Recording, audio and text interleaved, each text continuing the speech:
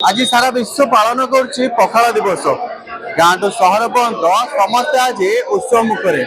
घरे घरे आज पखाड़ दिवस पालन कर पांपुड़िया मठरे जहाँकि साधु सन्त मैंने पखाड़ दिवस धूमधाम रे किभली भाव पालन कर देखुं ये हूँ आम अच्छु पांपुड़िया मठरे जहाँकि अति धूमधाम रे पालन होची पखाड़ दिवस जहाँकि पखाड़ महाप्रभु को प्रत्येक दिन यही पखाड़ महाप्रभु अर्पण लगी थाए। आज मार्च 20 तारिख पखाड़ दिवस पालन करा निश्चित भाव आम आलोचना करवा आज्ञा आज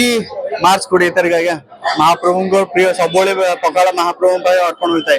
आज पखाड़ दिवस पालन होची किभली ओडिया तो प्रत्येक दिन हूँ पखाड़ दिवस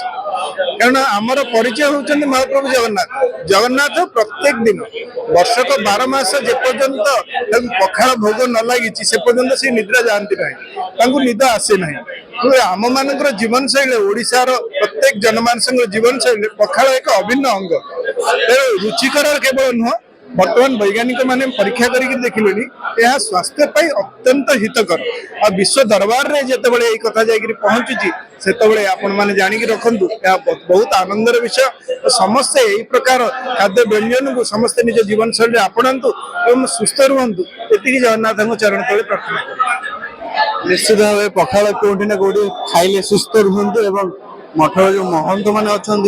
साधु सन्त मैंने आज्ञा कौन कहे पखाड़ दिवस महाप्रभु प्रिय किंतु प्रति ओडिया प्रिय निश्चित भाव पखाड़ी केवल ओडिया मानकर प्रिय नुहे यह हूँ जगन्नाथ प्रिय जदि जगन्नाथ प्रिय है जगन्नाथ देश जोटा जगन्नाथ प्रिय समस्त उत्कलियों प्रिय से कारण अन्न नारायण तत्व रहा नारायण तत्व जो शरीर मध्य प्रवेश करे से क्यों रूप में प्रवेश करू तबे पखाड़ हो खेचड़ी हो घीअन्न हो मिष्टान्न हो जेकोसी रूप में आम ग्रहण करवा अन्न जो नारायण तत्व रहा से शरीर अवयव जो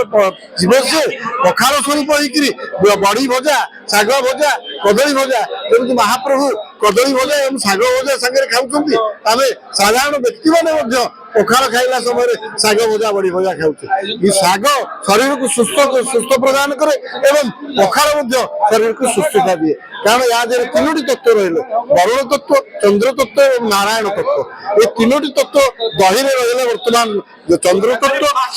जल रही वरुण तत्व एवं अन्न रही नारायण तत्व से तीनोटी तत्व को वेद काल बर्तमान यह जी बर्तमान यहाँ ग्रहण कर शरीर निश्चित भाव सुस्थ पखाड़ जहाँकि शरीर सुस्थ करता देह भल होता है तेणुक पखाड़ खातु सुस्थ रुहतु विस्तृत भाव आलोचना करवा आज्ञा पखाड़ तो आम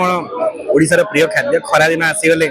समस्ते पखाड़ कंसा सहित शाग भजा समस्ते ग्रहण करती जेणु पखाड़ सृष्टि श्रीक्षेत्र महाप्रभु जगतर नाथ जगन्नाथ पाखे संध्या धूपरे प्राय 8 ରୁ 9 प्रकार पखाड़ सुबास पखाड़ आरंभ करी टभा पखाड़ पर्यंत महाप्रभु स्वीकार करते राति शोला बेलू कदली बड़ा सहित चुपुड़ा पखाड़ महाप्रभु मणही करते जेणु कोटी ओडियार मौड़मणिंकर सबुठारु प्रिय भोजन होची पखाड़ एवं से पखाड़ सृष्टि होची ओडिशार से निमंते ओडिशार अनेक स्थान रे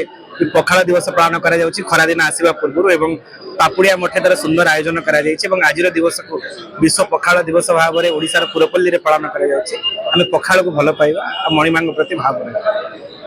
निश्चित भाव पखाड़ को भल पाइबा मणिमा आशीर्वाद सबल रहा क्या मणिमा सब महाप्रभु रात्रि शोया पूर्व महाप्रभु पखाड़ खाई शोई था प्रत्येक ओडिया प्रिय पखाड़ कहीं पखाड़ केवल गोटे खाद्य नुह पखाड़ हूँ ओडिया परिचय पूर्व सरेश कुमार मल्लिक रिपोर्ट सकाळ न्यूज।